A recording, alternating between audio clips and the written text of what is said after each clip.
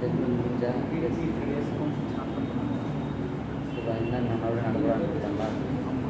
நடக்கூடாது, நடந்தால் கண்டுபிடிச்சி ஜெயிச்சிட்டோம்னா அப்படின்ட்டாங்க. என்கிட்ட சொல்லிட்டான், என் மேலே தப்புலாம் நடந்துச்சு, நான் கண்டுபிடிச்சி நடக்காது, கேன்சல் பண்ணால் மறுபடியும் எக்ஸாம் வச்சு கண்டக்ட் பண்ணி அந்த வருஷம் நேற்று சுப்ரீம் கோர்ட்டு சொல்லிடுச்சு.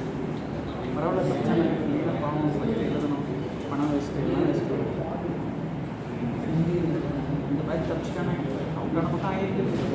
20-30 வருஷம் கொடுத்து வாங்கியிருக்காங்க, 50 வருடம் கொடுத்து வாங்கியிருக்காங்க.